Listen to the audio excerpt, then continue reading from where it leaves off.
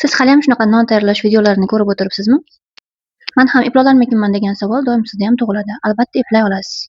Agar sizda tayyor zakvaska bo'lsa, uni non qilishdan oldin qanday jonlantirish kerakligini o'rgataman.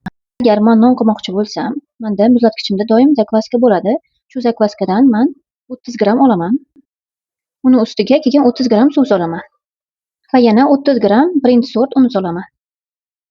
Bu nisbat bir nisbat hisoblanadi, chunki qancha zakvaska solsangiz, shuncha un, shuncha suv solish kerak.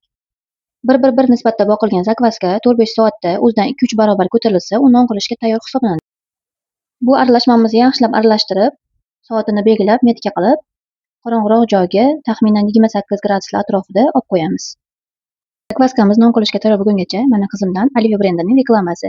Sizlarning ham farzandinglar shu qo'l yuvgan kirib ketganda 4 soat yo'q bo'lib ketib, yarim sovun, yarim suyuq sovunlarni yo'q qilib chiqadimi? Manda zakvaskam belgilagan metkamdan почти 2 barobar oshgan.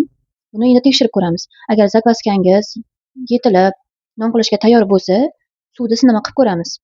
Siz suvga shu zakvaskadan ozgina solasiz. Agar suv ustida suzib yuradigan bo'lsa, bu non qilishga tayyor hisoblanadi.